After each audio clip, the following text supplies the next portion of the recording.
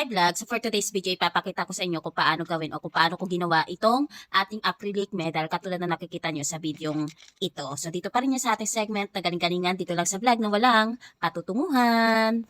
So para sa unang step, ako nga ay nag-layout at idinirect ako na pagpiprint itong layout na ito. So ipinrint ko ito sa ating transparent sticker. Ang ginamit ko transparent sticker ay itong ating Yasen Glossy sticker at ang pag-print out nito ay dapat naka-mirror. Iyon na lagi natin ginagawa kapag acrylic ang ginagawa natin at ginagamit natin ang transparent sticker. So again, sisiguraduhin natin na ito ay naka-mirror.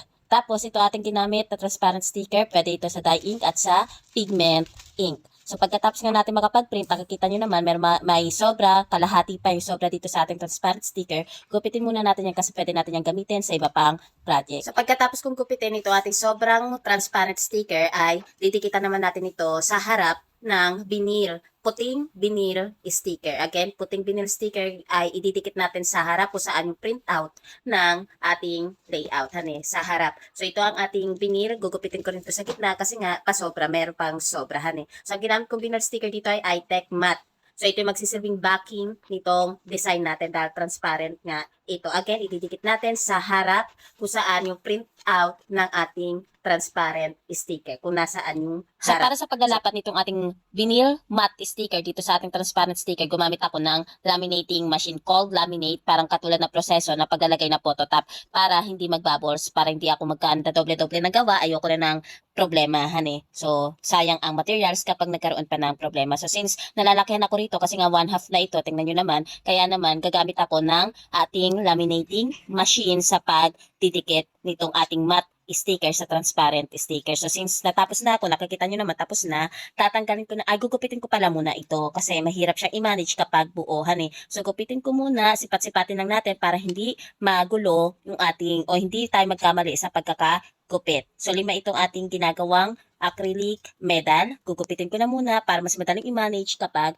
sakto na yung size nito, okay? So, pagkatapos kong gupitin itong ating design ay tatanggalin ko naman na yung likod ng ating transparent sticker. Yung back ng ating transparent sticker, tatanggalin natin para maidikit na natin ng tuluyan itong ating acrylic medal. So, ito ating acrylic medal ay ay protected nitong ating itong brown na papel na to. Tatanggalin lang muna natin ito, yung kabilaan nito, para maidikit na natin na tuluyan ito sa ating design dito sa ating sticker, sa transparent sticker. So, kapag naalisan natin yung brown na papel, wiwisikan natin yan ng tubig. Syempre, katamtamang wisik, pakiramdaman nyo lang yung pagkakawisik ninyo, baka naman paliguan ninyo, Okay, so pag nawisikan nyo na, ididikitan natin kasi itong tubig na to ay makakatulong para mas mapabilis yung paglalapat natin sa ating design at hindi magbubbles yung ating design. So kapag naidikitan natin yan, pipigain naman natin yung tubig na inilagay natin dito sa ating design. So gagamit tayo ng iba't ibang paraan para maalis yung tubig. Pipigain natin yan, So dito sa part na to, gumamit nga ako itong likod na ating squeegee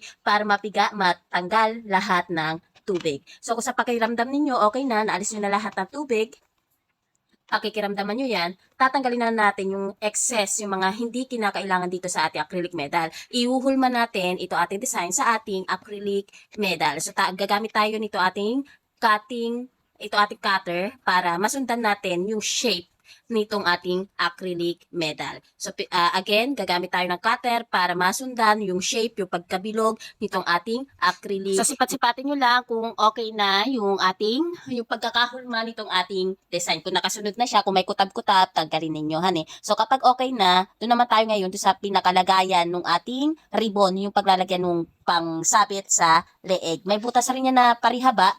Wow, napakatagalog naman na parihaba na yun.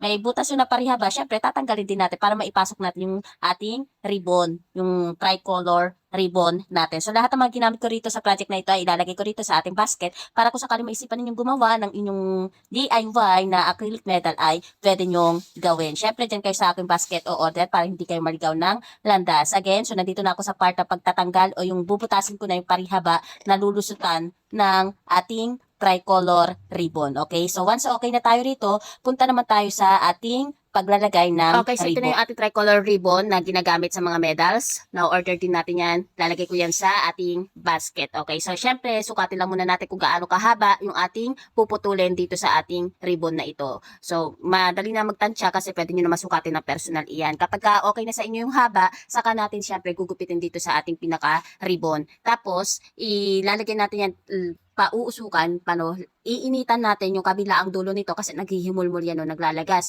So para hindi maglagas itong tela nitong ating ribbon ay uusukan natin siya, paapuyan natin para magdikit siya, okay? So meron tayong dalawang paraan para pausukan o para paapuyan ito magkabila ang dulo nitong ating ribbon. So una, pwede tayong gumamit ng lighter. Pangalawa naman, pwede natin siyang idikit to sa ating soldering iron lalo na kapag mainit na itong iron na ito. So once na ilusot na natin yan, kapag okay na yung kabila ang dulo, hindi na naghihimulmol, pwede na natin siya ilusot sa pinakalagayan nitong ating acrylic medal. Ito nasa pinakataas. Tapos saka natin yan bubutasan gamit ito ating soldering iron para mailak natin ito, honey. So gagamitin natin yung ating rock bottom, yung katulad ng ginagamit natin sa ating ID lace para mailak itong ribbon na ito. So sa bubutas nito ating ribbon na ito, magdaan-daan tayo kasi sobrang init talaga nito soldering iron natin, nakakapaso, ilang beses na ako napaso nito.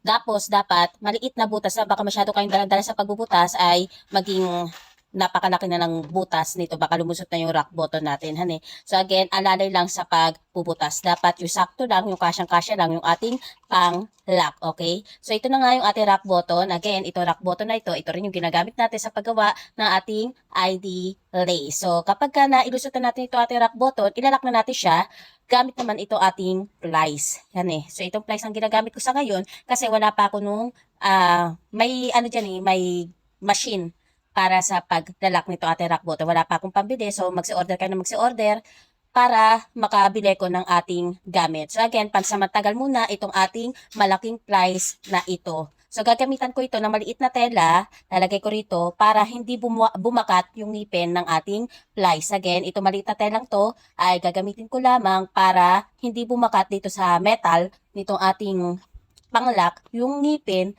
ng plies natin, honey.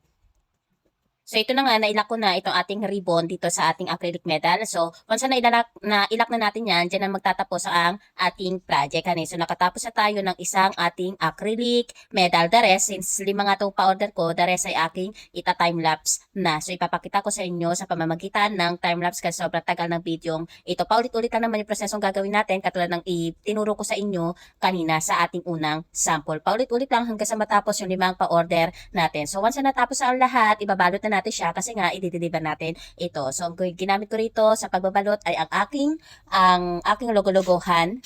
Ipinrint ko sa makapal na papel para magsilbing panglagayan nitong pagpupuluputan nitong ating acrylic medal. Saka ko siya ilalagay sa OPP plastic. So dito na nagtatapos ang galing-galingang video ito. Paki-like at follow ang aking page, Charms Digital Printing Services. Bye-bye!